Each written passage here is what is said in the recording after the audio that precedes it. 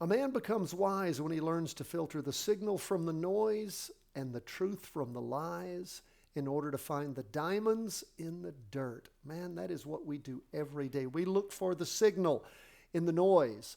The noise is all the sketchy stuff going on in the market, price moving back and forth throughout the day, volume surging up and down. But when you start putting those things together, that is, you start filtering all the noise out, looking for the signal. Which way is price going? Leads you in the direction of truth, finding the diamonds, sifting out the dirt. Let's jump into these charts. Stocks are basically flat for the day. Bonds are down, gold and Bitcoin up.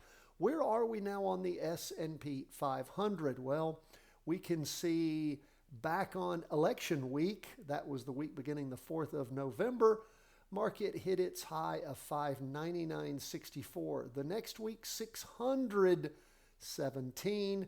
And then this week, the high so far, 591.04. So the market has pulled back. We had the Trump exuberance that we've talked about since it occurred.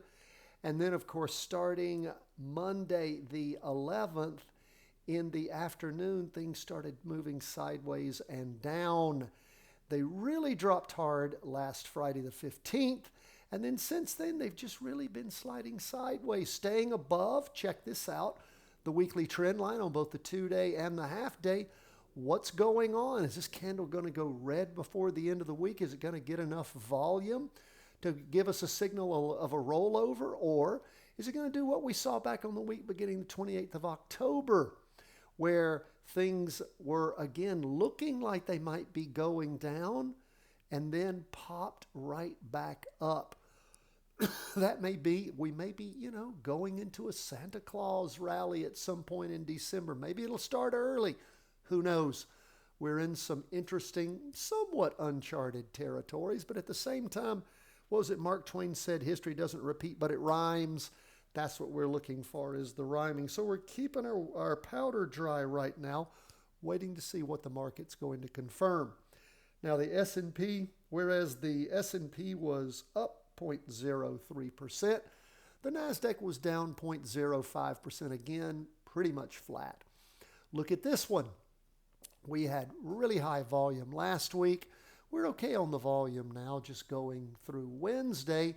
We have a red doji. Again, price is right there on all of these charts, just sitting on the weekly trend line. Let's see if we're going to penetrate it and go into a rollover scenario. That'd be great. We'll be happy to short it. How do we short? Well, I'll tell you what, that's going to be in the training today. We're going to have inverse funds, how to make money when markets crash. We'll have that in the training listed today in your email. Now, if you're not subscribed to chartingwealth.com, you go to the website, chartingwealth.com. You sign up for free.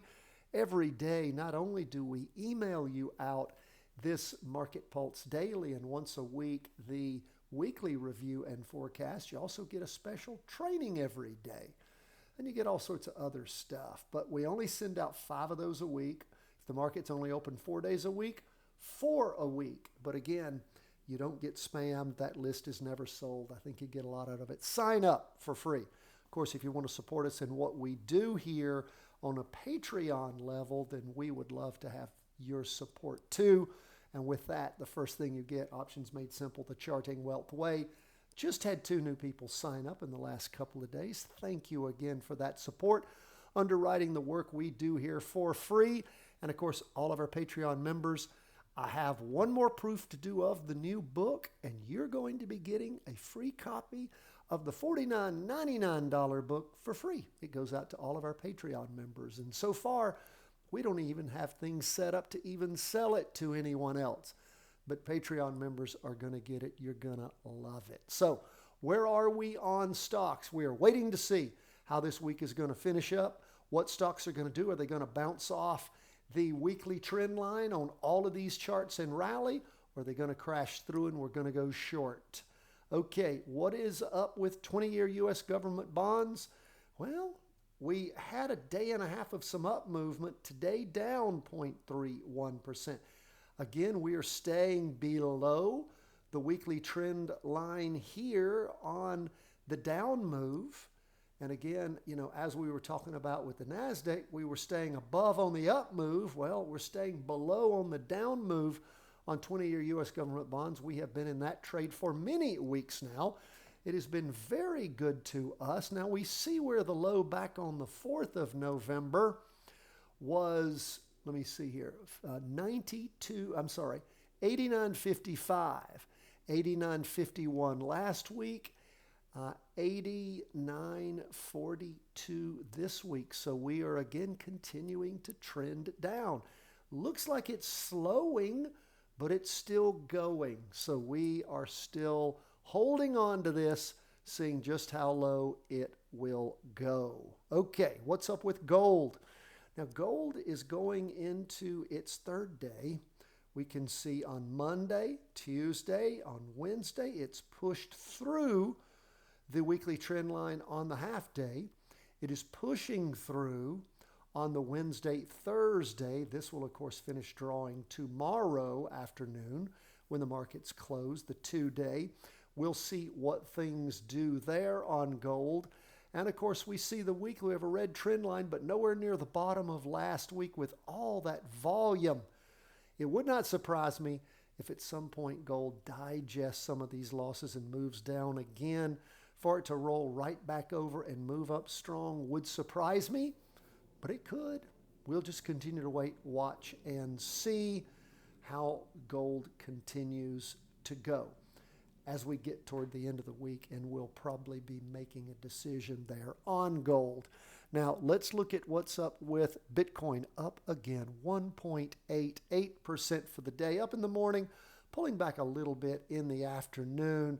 Bitcoin well above the weekly trend line on the half day and the 2-day, and you can see higher high. Decent candle. Will we get to average volume? Looks like we're only about halfway, maybe not even halfway there. Let's check it out a little better. Yeah, not even really halfway there on Wednesday. Nowhere near halfway where we've been for the prior 3 weeks. So we will keep an eye and see if Bitcoin is just going to continue to surge. It is amazing what it has done. We've talked about for you the Trump effect. Oops, let me go back here and get back. There we go. We talked about, what happened with the Trump effect on Bitcoin. And I'm sorry, I've gone to the 24-hour-a-day Bitcoin. I was trying to show you the Trump effect here.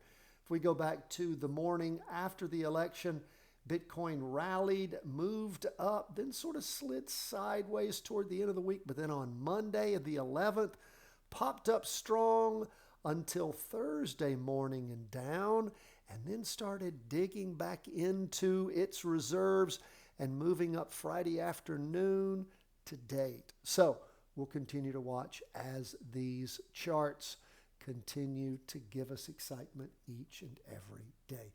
We always love to hear from you, my friends. CW@chartingwealth.com. God bless. All the best from the whole team at Charting Wealth World Headquarters.